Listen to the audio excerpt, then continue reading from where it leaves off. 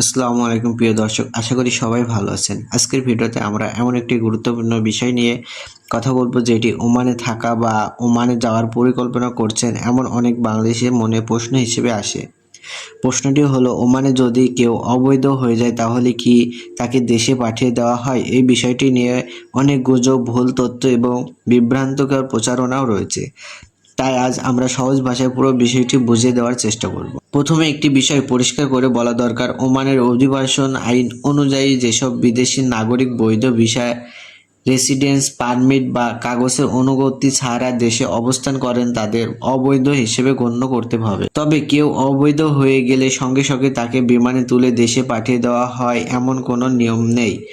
কি ব্যবস্থা নেওয়া হয় তা নির্ভর করে ব্যক্তির পরিস্থিতি, ভিসার অবস্থা, নিয়োগকর্তার তথ্য এবং সংশ্লিষ্ট কর্তৃপক্ষের সিদ্ধান্তের উপর। অনেক সময় দেখা যায় কারোর ভিসার মেয়াদ শেষ হয়ে গেছে কিন্তু তিনি তা নবায়ন করেননি। আবারও কেউ চাকরি ছেড়ে অন্য জায়গায় চলে গেছেন কিন্তু প্রয়োজনীয় অনুমতি নেননি।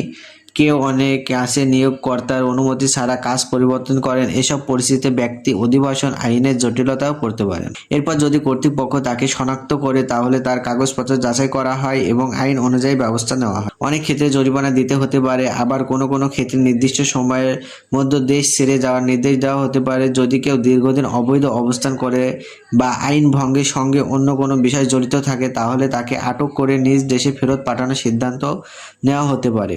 অর্থাৎ দেশে পাঠানোর ঘটনা ঘটতে পারে, তবে তা আইনগত প্রক্রিয়ার মাধ্যমে হয়। এমন সময়ে যারা অবৈধ অবস্থান থাকেন তারা নির্ধারিত নিয়ম অনুসরণ করে জরিমানা কমানো বা মৌকুফের সুযোগ হয়ে থাকে বৈধভাবে দেশে ফিরতে পারেন। সব সময় চালু থাকতে পারে না, তাই এ ধরনের সুযোগের খবর এলে অবশ্যই সরকারি ঘোষণার মাধ্যমে তা নিশ্চিত হওয়া উচিত। যারা ওমানে নতুন যেতে চান তাদের জন্য সবচেয়ে গুরুত্বপূর্ণ পরামর্শ হলো বৈধ ভিসায় যেন তারা এবং পৌঁছানোর পর সব কাগজপত্র নিজের কাছে সংরক্ষণ করুন।